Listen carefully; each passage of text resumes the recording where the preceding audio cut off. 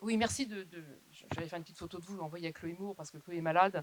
Et c'est une grande dame, Chloé. Elle est jeune, mais c'est une grande fonctionnaire. Peut-être sera-t-elle un jour haut fonctionnaire, je ne sais pas.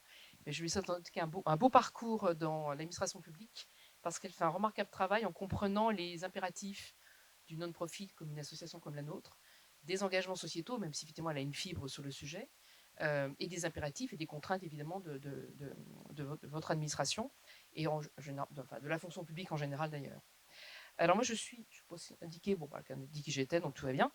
Je voulais juste vous dire pourquoi on avait fait ce choix de cette charte. Effectivement, vous avez rappelé qu'elle a été signée et lancée avec Madame Sylvie Retailleau, à l'époque ministre de l'Enseignement supérieur et de la Recherche, le 13 octobre 2022. Nous avons, nous, lancé la charte d'engagement LGBT+, en janvier 2013, que nous avions co-construite avec des employeurs privés, grandes entreprises qui disaient comment on peut aborder le sujet de façon globale et surtout pas simplement en affirmation politique d'engagement, mais aussi sur les process RH, qui est finalement l'un des fonds de commerce et l'une des missions de l'autre sexe, c'est comment on fait évoluer les employeurs de l'intérieur. Et donc cette charte, à un moment donné, alors c'était l'initiative de Charles-François Perronne, qui est bénévole de l'autre cercle, qui a maintenant une autre vie professionnelle, mais qui a été très présent, qui a vraiment soutenu cette idée qu'il fallait l'étendre aux établissements d'enseignement supérieur, en sachant que parmi les re-signataires, nous avons l'Université de Toulouse, qui à l'époque avait signé la première charte générique en 2018. Alors pour plusieurs raisons. D'abord parce que nous, on est très sensibles à travailler les lieux de pouvoir et d'influence. Et les établissements d'enseignement supérieur fabriquent nos élites de demain, fabriquent, si je peux me permettre la formule, vont former effectivement nos managers de demain. Donc d'abord les personnes concernées, les jeunes concernés qui se sentent bien dans leur peau, mais leurs camarades hétéros qui comprennent effectivement l'enjeu quand ils et elles vont aborder leur futur métier où ils vont être amenés à diriger une, deux, trois, quatre personnes, services et autres, voire créer une entreprise et d'autant plus responsables. On a voulu aussi prendre en compte le fait que les violences à l'encontre des jeunes étaient très fortes, qu'il y avait une espèce d'autocensure. D'ailleurs, je parlais tout à l'heure au moment de lancement du guide sur Parcours Jeunes que nous avons lancé une première enquête avec BVA. Il y a des chiffres vraiment assez significatifs. Et pour ces jeunes, effectivement, qui subissaient des violences du rejet de la part de leurs camarades ou effectivement d'établissements, ou pour les personnes effectivement qui étaient en transition, en tout cas, qui n'étaient pas en harmonie entre leur état civil, qui est une vraie contrainte administrative par rapport à la volonté de la personne d'être et de vivre dans son genre ressenti, on s'est dit qu'il fallait qu'on aille justement, on parlait beaucoup d'écosystèmes et des parties prenantes de nos signataires, qui est le point 4 de la charte, et bien votre partie prenante, la première, au-delà de votre personnel, c'est évidemment les étudiantes et étudiants. Donc on a voulu effectivement décliner cette partie-là, donc avec un mode opératoire pour aller à la charte, parce qu'on ne signe pas la charte comme ça, hein. Les signataires vous le confirmeront, qu'il soit privé ou public. C'est d'abord un travail avec les équipes RH, faire un point sur les enjeux, ce qui est fait, pas fait, l'audit et autres. Et puis, on a plus d'entretiens. Ensuite, avec la responsable des ressources humaines, une intervention souvent en COMEX, en comité exécutif ou en CODIR, plutôt un CODIR dans le cadre effectivement d'un établissement d'enseignement supérieur. Et enfin, la signature de la charte. Et on demande d'abord d'indiquer dans un document écrit, un dossier, ce qui a été fait, et puis quel est le plan d'action pour les 3 prochaines années. Même topo pour la resignature, puisque la charte est valable 3 ans. Donc on a poussé, alors on n'était pas comme ça au début, quand on l'a lancé en 2013, parce que c'était le début déjà d'avoir quelques établissements, publics ou privés, qui affirmaient très fortement sur cette période 2013, c'est tout le débat autour de l'extension du droit du mariage pour les couples de même sexe, avec les violences verbales et les commentaires effectivement dans la rue, dans les médias, qui étaient afférents. Donc c'était déjà très fort. Aujourd'hui, il y a à la fois une reconnaissance très forte de la société française sur les personnes LGBTQ+, et en même temps un accroissement des violences. Et effectivement, la création du poste pour lutter contre les violences sexuelles et sexistes est une grande avancée. On parle beaucoup de la santé mentale des jeunes, hein, qui est l'un des sujets de fond aujourd'hui, un des enjeux de notre démocratie, mais également dans d'autres pays européens. Donc on voit bien qu'il y a une conjonction à la fois d'amélioration de la société qui rend une image plutôt positive des populations et des violences que subissent ces jeunes, dont certains, et c'est la particularité qu'on explique toujours en Convection Codir, je crois que je l'ai dit hier en réunion de comité de direction d'un des établissements, un enfant qui est porteur d'un critère discriminant, il est toujours légitime dans sa famille. Mais un enfant, effectivement, qui ne sont pas comme ses petits camarades, qui n'a pas encore forcément conscientisé qu'il n'est pas bien dans sa peau de garçon ou de fille, ou qui sont plutôt attirés par les petits filles ou petits garçons de quelqu'un de même sexe, en tout cas, qui n'est pas dans le mood majoritaire, doit commencer par oser le dire à ses parents. Au moment où vous construisez votre identité de jeune adolescent, de jeune adulte, vous allez devoir commencer par vous faire aimer par vos parents et parfois rejeter. Donc ces violences intrafamiliales, ces violences en primaire, en secondaire, hein. Vous savez bien, à l'école, les enfants sont durs, hein. Bouboule, sac d'os, PD, c'est l'insigne la plus couramment utilisée, même si la question de l'affirmation affective n'est pas forcément le moteur, mais c'est l'insulte suprême. Toute classe, tous milieux sociaux, hein, soyons bien clairs, public comme privé. Donc quand vous avez toute cette histoire-là qui vous arrive souvent, bah, quand vous rentrez dans votre vie d'adulte, vous êtes plus ou moins à l'aise. Et pour ça, je vais terminer sur cette partie-là. Quand nous avons lancé la première édition des rôles modèles en 2017, pardon, en 2000, j'ai un trou. Oui, merci. Merci le bureau, Florence. En 2019, on a voulu faire une catégorie pour les jeunes premiers emplois. Et là, on n'est quasiment pas de candidature. Alors qu'on était en lien avec le CAILIF, qui est le collectif d'associations LGBTQ+, de l'Île-de-France, qu'on a effectivement des jeunes qui avaient rejoint dans les différentes régions, puisque l'autre cercle est présent dans une dizaine de régions. On n'avait quasiment pas de candidature, alors que beaucoup de ces jeunes dans l'établissement supérieur font partie du réseau LGBT interne, sont parfaitement à l'aise, voire à l'aise dans leur famille, et là, ils arrivent sur le marché du travail et ils ne candidatent pas. Donc on s'est dit, pourquoi ce blocage? Et c'est un vrai sujet pour les employeurs. C'est la raison pour laquelle, j'expliquerai après tout à l'heure, pourquoi le guide se voulait effectivement tripartite entre d'abord les jeunes concernés, leur établissement d'enseignement supérieur et évidemment les futurs employeurs. Alors, nous avons aujourd'hui 40 signataires de cette charte qui a été très soutenue par le ministère, qui nous a permis effectivement de recruter Charles Roch, notre chargé de mission, pour pouvoir justement aller plus loin et avancer encore plus auprès des établissements. Ça sera 41 vendredi, puisqu'il y a l'INSA Lyon, alors on peut le dévoiler, hein, qui va être signataire. Et donc voilà, je propose maintenant que nous passions à la signature de la charte. Et donc je vais inviter à la tribune, toujours pas de nouvelles de... Si, elle arrive, ok, très bien. Donc je vais inviter Anne-Sophie Courtier, qui est directrice générale de M Normandie, pour venir signer la charte. Alors, la technique, elle est extrêmement simple. Il faut signer en regardant la photographe. C'est un peu comme pour les mariages, c'est pareil. C'est un coup à prendre. Après, voilà, il y en a deux. On sait un peu. Si vous ratez les tours de lune, il y a toujours le plan B. Non, il y en a une pour vous, il y en a une pour nous. Alors, je vais me pousser parce que la photo, c'est vous seul.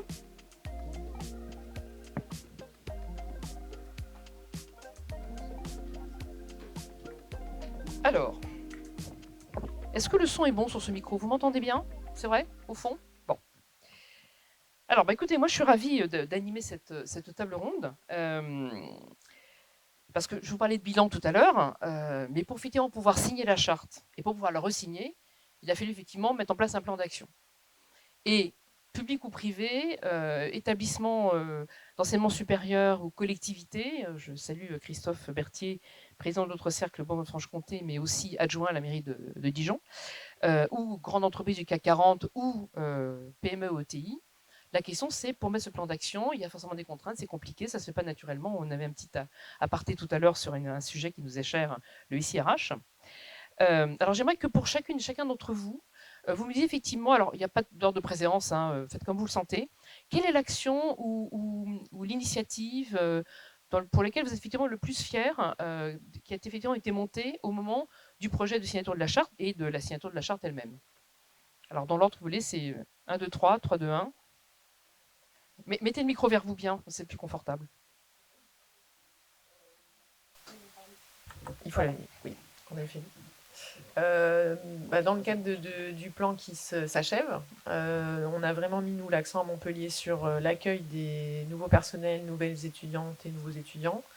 Et donc, pour donner de la visibilité à cet engagement, par la présence d'un stand systématiquement du service qualité de vie au travail de la direction vie des campus qui porte le sujet. Une action qui marche très bien, je ne sais pas si c'est celle qui est le plus impactante, c'est pour les journées d'accueil des nouveaux étudiants, proposer des tatouages aux couleurs LGBT+, et qui fonctionnent très très bien, et qui permet aussi que les nouveaux étudiants et étudiantes soient les ambassadeurs sur cette partie de la rentrée. Voilà, donc ça marche très bien. Tout le monde ne participe pas forcément à ces journées, et donc on a aussi travaillé à ce qu'il y ait une visibilité de l'engagement et des services associés dans les supports guide accueil étudiant, guide d'accueil des personnels qui a été tout reformaté pour essayer d'optimiser le plus possible le fait que les personnes sachent qu'elles arrivent dans un établissement inclusif. D'accord. Qui veut prendre le relais?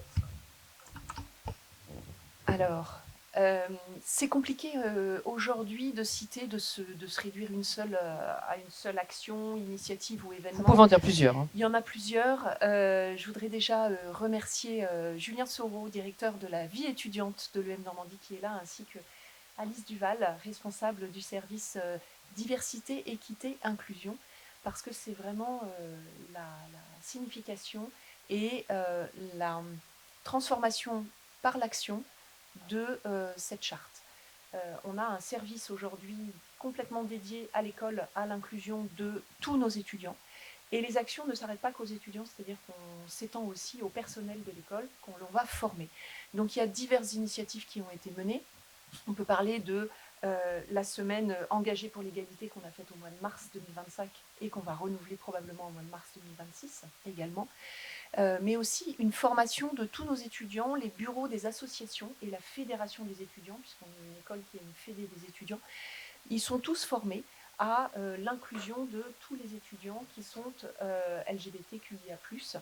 Donc voilà. Et puis quelque chose qui est peut-être plus durable, même si on a le souhait que ça s'arrête, c'est la plateforme Stop Harcèlement que l'on a mise en place et qui permet à un étudiant vraiment de faire un signalement sur cette plateforme et d'avoir tout de suite des relais auprès du personnel et des collaborateurs et de notre service DEI, justement, pour être accompagné. Donc voilà, il y a beaucoup d'autres choses qu'on pourrait mettre en avant, mais en tout cas, à la fois pour les étudiants au moment de leur intégration tout au long de leur cursus et aussi pour les collaborateurs, on a mis en place ce type d'initiative. Alors, pour l'Université de Toulouse. Pour l'Université de Toulouse, on peut aborder les choses pour lesquelles on est fier et content sur plusieurs angles. Il y a, d'un point de vue personnel, on a enfin réussi à réformer le système RH de l'université pour que officiellement on puisse intégrer les prénoms d'usage, au-delà des alias de mail qui a été un sujet aussi. On est fier aussi de ce qu'on peut arriver à faire au niveau culturel. On a une magnifique exposition sur le coming out qu'on a affiché pendant plusieurs mois dans toute l'université avec des témoignages absolument partout, des kakémonos. C'était vraiment une bonne chose puisque, on en parlait hier en réunion, c'est important aussi que les personnes qui arrivent à l'université sentent et voient qu'on les soutient.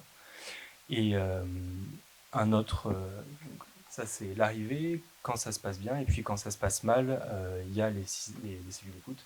Et on est très content d'avoir doublé nos effectifs au niveau de la cellule d'écoute, alors qu'ils ne traitent pas que les violences à l'encontre de la communauté LGBTQIA+, mais on a pu passer de 2 à 4 personnes, sachant que cette cellule elle ne s'occupe pas que de l'écoute, elle fait aussi beaucoup de missions. Elle s'intègre à la mission égalité femmes-hommes, lutte contre les discriminations au sens large, et donc qui s'occupe d'aller faire des stands avec des grands kakémonos aux couleurs de la Pride, ou ce genre de choses. Quelle est pour vous la mesure qui a eu le plus d'impact, que ce soit auprès de vos étudiants et auprès vraiment des personnels? C'est pas forcément la même, ou peut-être la même. Je reprends si on se reste sur cet ordre-là. Moi, je trouve ça très compliqué d'isoler une action en fonction de l'impact. C'est très compliqué pour nous de savoir ce qui a réellement un impact, ce qui en a moins, sachant qu'une action peut avoir un impact très significatif pour peu de personnes et ce qui vaut toujours le coup, de toute façon. Après, une des difficultés pour lesquelles une des raisons pour lesquelles on a des difficultés à évaluer cela, c'est la taille de l'établissement. Donc nous, Université de Montpellier, c'est 5000 personnels, 50 000 étudiants.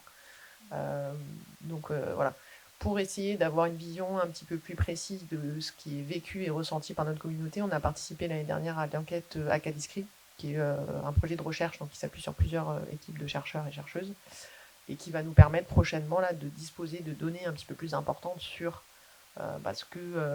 quelle réalité recouvre encore la question des discriminations dans notre établissement de façon spécifique, sachant que l'étude se fait sur le plan national aussi dans d'autres universités, mais ça nous permettra d'avoir un recul plus important sur est-ce qu'il y a des choses sur lesquelles on n'a peut-être pas assez d'informations et qui vont nous permettre de mûrir peut-être d'autres types d'actions ou de donner d'autres orientations à notre travail.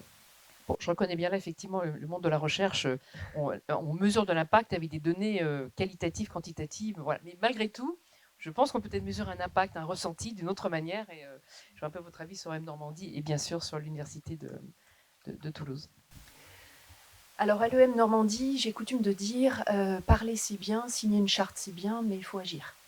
il faut agir et il faut que ça se démontre dans les faits. Et je pense que ça se démontre à l'école par l'exemple. Et l'exemple, c'est une école qui est tout à fait ouverte à recruter des personnes issues de la communauté LGBTQIA+, et toutes les personnes qui pourraient se sentir dans une société traditionnelle exclues, pour pouvoir justement montrer un exemple à l'ensemble de nos étudiants. Et ça, c'est quelque chose qui est très fort. La mise en place de ce service aussi, diversité, équité, inclusion, permet justement de traduire dans les faits la signature d'une charte. Et puis enfin, nos collaborateurs sont formés, on a même créé une diversity team au sein des collaborateurs. Ils sont formés à l'accueil, à l'écoute, mais aussi à l'accueil et au fait de, comment dirais-je, que ça ne devienne plus un sujet, quelque part. Que ça ne devienne plus un sujet, et ça c'est mon vœu pieux aujourd'hui, c'est que à terme, voilà, ce soit juste quelque chose de considéré comme logique, normal, et qu'on n'en parle plus autant qu'on devrait en parler, et qu'on en parle aujourd'hui. On n'y est pas, non, on en est très très loin, mais en tout cas, c'est la politique des petits pas. La politique des petits pas, et je pense que l'un après l'autre, on est en bonne voie. Ok, là, vous nous parlez de l'impact, effectivement, dans quelques temps. Oui. Okay. Pour l'université de Toulouse? Alors, je rejoins ma collègue de Montpellier, c'est compliqué de mesurer l'impact, mais effectivement, sur des cas individuels où on s'est battu, où on est arrivé en avance de phase, notamment sur les SAMRH ou alors dans des services où on savait qu'il y avait de la microagression quand on allait former des gens, d'un point de vue individuel, on a des victoires comme ça, et c'est elles beaucoup qui mettent de l'essence dans le moteur pour arriver à continuer, parce que c'est des individus qu'on a en face et pas seulement les chiffres. Et après, il y a des choses qui sont plus évanescentes, plus vaporeuses sur, on vient à la question de la culture, au fait de faire de l'université une safe place. Et ça passe par plein de choses qui peuvent paraître anecdotiques. J'ai pris un exemple, c'est des petits stickers. On en distribue des dizaines et des dizaines à chaque rentrée, des mugs, des éventails, des kakémonos, une grande affiche du drapeau Progressive Pride qu'on a pu mettre sur le bâtiment administratif il y a quelques années. Tout ça, c'est difficile d'en mesurer l'impact par des chiffres, mais je suis convaincu que pour des personnes et des étudiantes qui arrivent à l'université et qui sont, comme vous le disiez, mal à l'aise vis-à-vis de leur famille, vis-à-vis du milieu dans lequel ils vont être accueillis, ça leur envoie un signal fort, et même si on ne peut pas le mesurer, je pense que c'est fondamental. Alors évidemment, pour faire un seul plan d'action, on l'a un peu évoqué en aparté, mais ça peut provoquer des résistances. Voilà, quelle était finalement pour vous la plus grande difficulté ou la résistance la plus complexe ou le frein à lever le plus difficile de chacune et chacun dans vos établissements? Peut-être le même d'ailleurs, je ne sais pas, mais enfin, si je le sais, mais... Alors, dans les freins, parce qu'il y a la notion de résistance et la notion de frein aussi, moi, ce que je disais, c'est l'étendue de l'établissement et la répartition. Parce qu'en fait, l'université de Montpellier, elle est à Montpellier. Bon, déjà, elle est dans tout Montpellier, sur beaucoup de campus, plus de 70 unités de recherche. Enfin, ça essaime vraiment partout. Donc, on n'a pas d'unité de lieu. On a aussi des composantes ou des facultés qui ne sont pas à Montpellier, donc qui vont jusqu'à Mende, Nîmes, Sète, Béziers, Carcassonne, Perpignan. Donc ce qu'on appelle nous les sites éloignés, et c'est vrai que ça complexifie la façon dont on peut mener cette politique, parce que le service au sein de la direction qui est dédié à ces questions peut faire l'effort de se déplacer, mais pas tant que ça. Donc là, heureusement, on a des journées d'accueil qui commencent à se systématiser un petit peu aussi de façon délocalisée, et ça nous aide beaucoup pour la visibilité et l'accueil, garantir un accueil pour toutes et tous qui soit effectivement rassurant et qui pose un cadre tout de suite inclusif. On essaye aussi d'utiliser les formats d'action en hybride pour que justement nos actions, nos messages soient le plus possible accessibles à toutes et tous, parfois en direct, parfois en rediffusion. Donc on travaille aussi à une boîte à outils pour mettre à disposition des ressources. Après, pour moi, le frein principal ou l'obstacle, c'est ce que vous disiez, Catherine, c'est ce double mouvement entre la progression des droits et l'évolution des mentalités d'un certain côté. C'est vrai que les étudiantes et les étudiants qui arrivent aujourd'hui à l'université, de façon en moyenne, sont quand même beaucoup plus ouverts, sensibilisés à ces questions-là, à la fois pour eux, pour leur propre identité et pour celle des autres. mais ça reste une moyenne. Et donc, en parallèle de ça, on a aussi tout un tas, y compris de jeunes, qui sont dans des discours et des postures très, très violentes, très agressives. Pourquoi? Parce que ça reflète aussi ce qui se passe dans la société de façon générale, dans certains médias, hein, et qu'il y a une forme de libération d'une parole homophobe, transphobe, etc., où les personnes se sentent légitimes d'avoir certaines opinions et de les exprimer. Donc c'est un climat qui est pas propre à l'université, mais qui se retransmet aussi au sein de nos établissements, sur lesquels c'est difficile d'avoir une prise en fait, hein. Donc nous, on affiche ça, on a une tolérance zéro évidemment, mais pour le quotidien de la personne qui est à tel endroit, dans un certain environnement, ça reste compliqué. Même constat, j'imagine, pour vous deux. Alors, même constat également. Sur l'aspect technique, le SIRH, un ERP, etc., on arrive à passer voilà, le volet technique pour mettre en place le prénom d'usage, ce type de choses. Après, les résistances, elles peuvent venir de toutes parts, effectivement. Ce qui parfois est un petit peu compliqué dans notre école, c'est que dans le cursus, tous les étudiants ont une expatriation obligatoire à l'international. Et cette expatriation, qui est de minimum 6 mois, mais qui peut durer 4 ou 5 ans, plutôt 4, cette expatriation, elle n'est pas possible dans tous les pays, très clairement. Donc là, on a tout un système d'accompagnement de nos étudiants sur justement ce sujet-là, parce que cette expatriation, ils aimeraient être comme tout le monde, ils aimeraient pouvoir émettre leurs vœux d'université un peu partout dans le monde, comme sans penser à ce critère. Et nous, on doit le leur rappeler, parce que c'est une question de sécurité, parfois, voire même de vie ou de mort, dans certains pays. Donc voilà, ça c'est tout un travail que l'on fait. On travaille aussi sur notre catalogue de partenaires pour justement identifier des pays qui sont plus ouverts, en tout cas, à cette question, ou moins discriminants, on va dire. Mais ça, c'est une résistance, pas forcément en interne, mais une résistance très forte de la part des partenaires et de l'écosystème dans lequel on évolue. Pour le coup, un pays qui était sûr avec les Directive Orders du président Trump, ça complique la donne. Quand même, l'attractivité des États-Unis, ça va peut-être se reporter sur le Canada pour le coup, mais c'est un vrai sujet. Effectivement, ça a été abordé par un employeur il n'y a pas très longtemps en privé, qui était très ennuyé de ça, effectivement. Alors juste pour compléter, j'étais aux États-Unis lorsque le président Trump est arrivé au pouvoir, et j'étais à une réunion avec 700 deans américains qui venaient tous de recevoir un courrier du gouvernement leur demandant de supprimer tous les cours relatifs à la diversité et à l'inclusion et de fermer toutes les chaires de recherche et les financements. C'était un coup de massue, vraiment, un coup de massue à ce moment-là, et on a pris conscience de l'ampleur et des conséquences à venir. Les deans, c'est l'équivalent des doyens pour la France, pour celles et ceux qui ne sauraient pas. Alors, en dehors du SIRH qu'on a évoqué un peu en privé, parce que ça, c'est nos marottes depuis 2018, de décoincer le SIRH pour permettre de supprimer les civilités qui, on le rappelle à l'autre cercle, aujourd'hui sont corrélées souvent au numéro de sécurité sociale, mais qui n'ont aucune obligation légale. Simplement, on n'a pas forcément la main. Nous, on a des employeurs privés qui ont bidouillé, forcé leur SIRH pour justement le permettre. Et nous, on est en train de travailler pour arrêter de le bidouiller et que ce soit plutôt généralisé. Je vous repasse la main. Mais justement, pour faire le lien avec ça, on a parlé des ultras, entre guillemets, ceux qui sont convaincus qu'ils ont raison et que les autres ont tort, et qui font preuve d'une réelle phobie.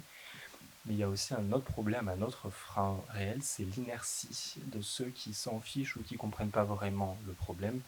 C'est souvent ça dans les DSIRH, hein, c'est juste je vais parler crûment, on les emmerde, en fait. Ils ont un système, ça fonctionne, et qu'est-ce qu'on vient les embêter pour 3 personnes dans leur bureau.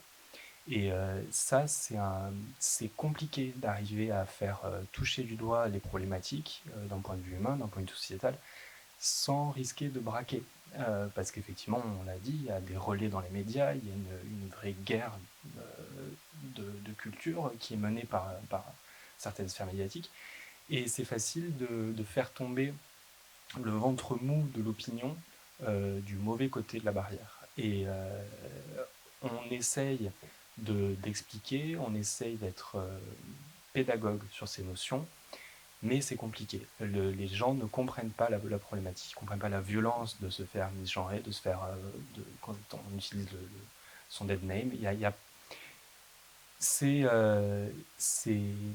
Voilà, il y a les ultras, il y a ceux qu'on sait qu'on va pas convaincre, et puis il y a tout ce ventre mou sur lequel on doit lutter, sans pour autant les braquer, et c'est une vraie difficulté. Alors des outils comme l'autre cercle, comme la charte de l'autre cercle, ça nous permet de montrer un engagement fort au niveau de l'établissement, et après, c'est notre rôle sur le terrain d'aller faire appliquer ça sans mettre les gens en opposition, parce que c'est malheureusement une réalité. Du coup, la question que j'avais prévu de vous poser, mais vous avez commencé en tout cas un peu y répondre, Julien, c'est le fait effectivement, est-ce que vous avez constaté un impact, une évolution avec du recul justement sur la question de l'inclusion des personnes LGBTQ+, et comment ça a impacté effectivement l'enseignement supérieur et votre établissement? Alors vous l'avez un petit peu dit, mais je voudrais un peu avoir si vous avez ressenti ça, entre la porosité entre ce qui se passe dans la rue, dans la société civile, et comment un établissement d'enseignement supérieur, comme une entreprise de droit privé d'ailleurs, qui a des règles, des lignes jaunes à ne pas franchir, ces lignes étant évidemment totalement traversées entre les réseaux sociaux, ce qui se passe dans la rue. Vous évoquiez les violences qui sont aujourd'hui parfaitement décomplexées. Alors, effectivement, on constate que ce qui se passe dans la société, dans la rue, arrive bien évidemment dans les écoles. Les écoles et les universités, nous on le constate au quotidien, et on constate ces résistances, ou peut-être cette évolution des mentalités dans un sens ou dans l'autre, parce qu'il y a effectivement du bon et du moins bon. On le constate au quotidien, mais encore une fois, je pense que c'est important d'agir. Là, on a mis en place depuis plusieurs années maintenant un système qui nous permet d'écarter très rapidement un intervenant extérieur, vacataire, qui tiendrait des propos, mais il n'y a pas de sommation. Il n'y a pas de sommation. C'est un propos qui est complètement discriminant, et la personne est écartée. Et on l'a fait encore il y a 15 jours avec quelqu'un qui, en cours, a eu une attitude qui n'était absolument pas acceptable. Donc ça, je pense que, voilà, malheureusement, ce que l'on voit dans la rue, dans la société, rejaillit directement au sein de l'enseignement supérieur. Mais c'est en martelant ces discours qu'on finira par y arriver. J'ai coutume de faire un Teams de rentrée, une visio de rentrée avec tous les parents de nos jeunes qui nous arrivent en première année. Les nouveaux entrants de première année, les parents sont les prescripteurs, vraiment. Et bien qu'ils soient adultes et majeurs, c'est important qu'on parle aussi aux parents. Et j'ai un discours très très ferme sur cette situation, en disant que toute cette violence n'a absolument pas sa place à l'école. Et que nous sommes une école qui accueille tout le monde, un chacun, quel qu'il soit. Donc voilà, ça je pense qu'à force de marteler ces discours, ça finit par rentrer, mais bon, la politique des petits pas, effectivement. Oui, pour poursuivre par rapport à ce que je disais, donc en plus de l'accueil et des dispositions qu'on prend pour essayer d'accueillir tout le monde, tous les nouveaux étudiants à l'université, on a un dispositif de veille téléphonique. Donc en fait, chaque nouvel étudiant va être contacté dans les premiers mois pour savoir comment se passent les choses, et le cas échéant pourra être orienté sur différents types de services, parce qu'il peut y avoir des problématiques d'insertion, de précarité, voilà, tout. Donc les étudiantes et les étudiants, malgré l'organisation d'une rentrée officielle et le guide, ne sont pas toujours au courant de tout ce qui existe comme ressources. Donc ça permet éventuellement de prendre connaissance de certaines situations difficiles. Après, depuis 4 ans, il existe aussi, comme chez mes collègues et comme dans tout l'établissement, une cellule d'écoute et de signalement, effectivement, qui permet de gérer les situations qui peuvent se poser. Donc ça fonctionne de plus en plus, ce qui est une bonne et une mauvaise nouvelle, évidemment. Nous, on est plutôt, on s'en satisfait plutôt, parce que pour nous, c'est le message que c'est connu, c'est utilisé, et la communauté hésite de moins en moins à y faire appel. Et effectivement, chaque année, on a des remontées qui concernent le périmètre LGBT+, sachant que chaque établissement se structure un peu d'une façon spécifique, mais nous, on a fait le choix d'un guichet unique pour toute situation, et qu'elle implique les personnels, les étudiants, les deux. Donc voilà, on sait que, effectivement, en lien avec cette porosité-là et un climat potentiellement agressif, ou d'indifférence, ou des choses, il y a des fois des choses sur des postures, comme disait Julien, pas forcément des gens convaincus et hostiles, mais juste des gens qui connaissent mal et qui se mettent dans des postures qui se veulent bienveillantes et qui sont pas du tout appropriées en fait, hein. Donc ça, on a régulièrement des remontées par rapport à ça. Après, on réagit comme selon qui est concerné. Est-ce que c'est une personne à qui on va plus faire appel dans l'avenir? Quand c'est des personnes qui sont en place, il y a différents leviers d'action possibles. On essaye aussi toujours de voir est-ce que souhaitent, le plus souvent c'est des étudiantes et des étudiants qui viennent nous voir, mais ça peut être des collègues, hein, de par l'environnement de travail. Qu'est-ce qui est souhaité comme suite? Et quand il s'agit d'étudiantes ou d'étudiants, il y a souvent une crainte que les conséquences soient pires que, que ce qu'elles sont en train de vivre. Donc nous, on est aussi à l'écoute de dire, voilà, on peut y aller, on peut faire ça, on peut faire de la pédagogie, on peut faire une intervention, on peut faire quelque chose d'anonyme, on peut faire quelque chose de plus direct, mais il faut que ce soit toi qui le souhaite en fait. C'est toi qui vas aussi choisir un petit peu ce qui te semble important pour marquer. Donc voilà, Alors, ça mène justement un peu à la question suivante. On consacre vraiment de plus en plus une forme de radicalité des nouvelles générations sur leur position sur les questions environnementales, sur les questions de droits humains et sur les questions LGBTQIA+, puisque, on le dit aussi pour la charte générique, les jeunes hétéros aujourd'hui ont des potes gays, lesbiennes, bi, trans, queer, et pour eux c'est un tout, ils rentreront dans un établissement qui est conforme effectivement à leur vision des choses. Est-ce que vous avez, vous, dans vos propres établissements, des attentes, des besoins, des revendications qui ont été exercées de la part des élèves, et de la même façon des besoins exprimés par vos personnels justement pour répondre à cette situation d'accompagnement et de gestion quotidienne?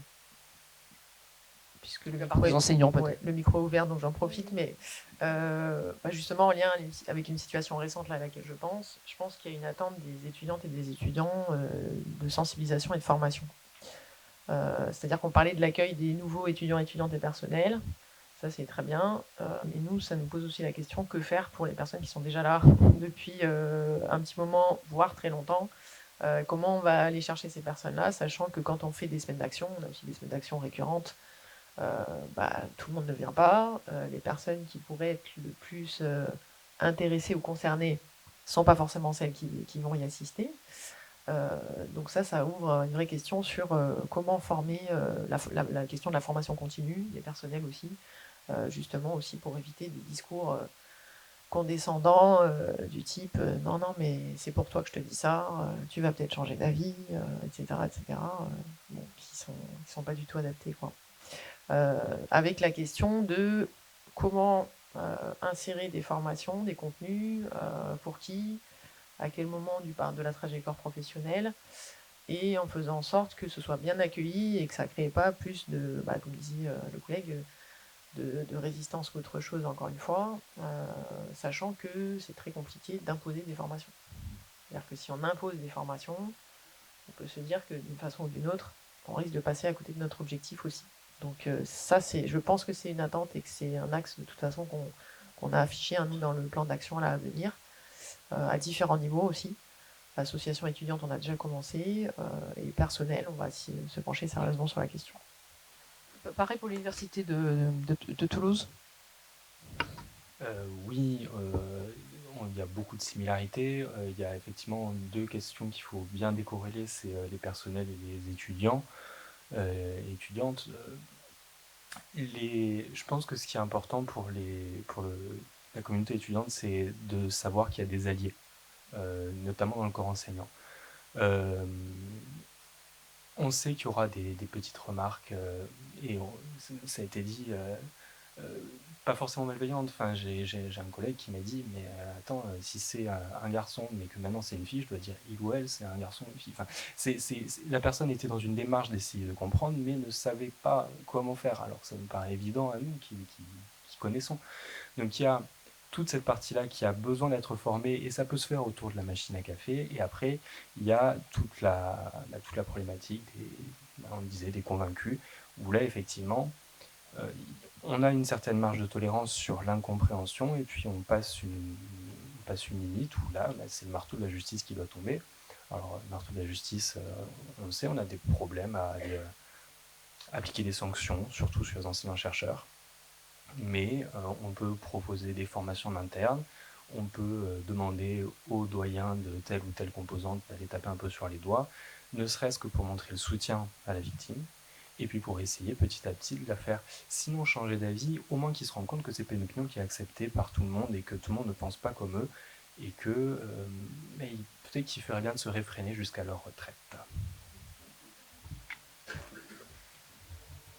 Alors, on a un petit peu plus de latitude en école de commerce privée, bien que ESPIG sous statut associatif, vis-à-vis des enseignants-chercheurs, effectivement, si vraiment, et c'est déjà arrivé une fois, on saura faire ce qu'il faut.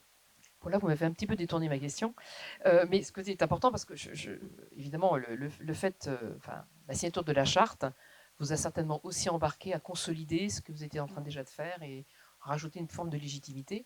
Mais est-ce que vous avez eu, alors peut-être différent entre les universités, établissements même, voilà, même si c'est un épique pour le M Normandie, est-ce que vous avez eu des vraies revendications de la part des étudiants? Je rappelle que pour la signature de la charte, il y a un des ateliers qui est directement piloté avec les étudiants et étudiantes qui représentent l'ensemble des élèves auprès effectivement de la direction générale.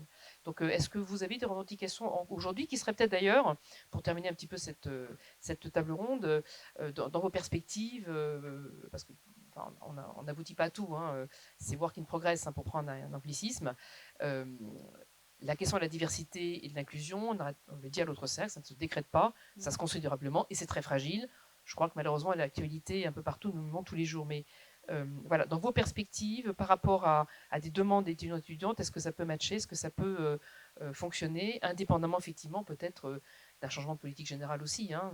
Je vais faire encore une petite incidence pour dire que l'instabilité politique chronique que nous connaissons, pas que depuis maintenant, depuis toujours, et le fait qu'on ne sait pas de quoi demain sera fait, à l'approche effectivement des présidentielles et autres, quand on voit les retournements dans certains pays européens aux États-Unis, tout ce qui est acquis en matière de processarage, en matière d'engagement, ça restera acquis, même s'il y a un peu de frein, ce qui n'est pas du tout le cas du ministère de l'Enseignement supérieur de la Recherche et de l'Espace pour le coup. Mais voilà, nous, ce qu'on disait vraiment, c'est d'anticiper l'avenir, 3 ans, 4 ans, 5 ans. Alors, à l'école, il y a déjà énormément de dispositifs qui sont mis en place pendant la période où l'étudiant a le statut d'étudiant. Mais on a souhaité travailler sur juste avant et juste après. Juste avant, c'est quand l'étudiant n'est pas encore étudiant, qu'il est candidat. Et là, on a formé tous nos jurys, puisque tous nos étudiants passent un entretien avec un jury. On a formé tous nos jurys de façon à ce que les jurys soient complètement ouverts à cette question et ne posent pas de questions discriminantes, que ce ne soit pas un sujet, en tout cas. Donc, tant qu'il n'est pas encore étudiant. Et puis, l'accompagnement à l'insertion professionnelle, où là, il y a des demandes de nos étudiants à pouvoir plus travailler avec le réseau des diplômés, avec le réseau entreprise, pour justement pouvoir faciliter cette transition. Parce que certains nous disent on se sent bien à l'école, mais quand on sort à l'extérieur, c'est plus compliqué. Donc voilà, c'est l'avant et l'après sur lesquels on peut encore faire des marches de progrès. Pour répondre explicitement à la question, il n'y a pas eu formellement, dans le cadre du plan et du bilan, etc., de revendication des étudiants. Alors si je voulais nous lancer des fleurs, peut-être parce qu'ils perçoivent déjà qu'on fait beaucoup de choses et qu'il n'y a rien d'évident à leurs yeux. Bon, c'est probablement pas ça la réponse. Mais en lien avec un des échanges que j'ai eu récemment, il y avait la question des sanitaires. Voilà, de la part d'une personne qui venait d'un autre établissement, qui arrive pour le master et qui dit je perds un peu mes repères, voilà, j'étais dans tel type d'environnement, et là les toilettes sont genrées, et voilà, ça pose un vrai souci. Donc c'est un des axes qu'on a inscrit. On sait très bien qu'on ne va pas pouvoir tout révolutionner là dans les années à venir sur ce sujet-là, mais au moins dans les services justement qui portent cette politique, on a prévu de faire ce modeste changement entre guillemets, mais qui symboliquement est important.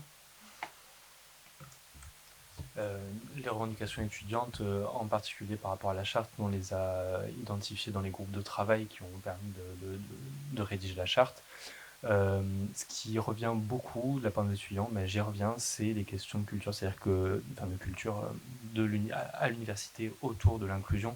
Donc le fait de cranter dans une charte que sur les stands dans les salons de l'orientation, sur les journées portes ouvertes, y ait des drapeaux, y ait des personnes qui soient formées, que les intervenants sachent de quoi ils parlent sur ces sujets. Ça fait partie des revendications des étudiants qui sont venus avec la rédaction de la charte et qu'on veut cranter pour éviter justement des effets d'instabilité où un jour c'est oui, l'autre c'est non. Là c'est signé et on espère ne pas revenir en arrière, bien qu'on a vu et constaté que les crans sont moins solides qu'il n'y paraît. Bah, écoutez, merci beaucoup. On va d'abord vous applaudir et vous remercier pour vos interventions. Bon. En tout cas, si on avait un doute sur le fait que la charte produit ses effets, et en tout cas engage, je pense que vous avez vraiment démontré que votre travail de fond vous a aussi été utile aussi pour fortifier les bonnes pratiques, et certaines d'ailleurs que vous allez découvrir dans le guide tout à l'heure. Voilà, donc je vous remercie infiniment.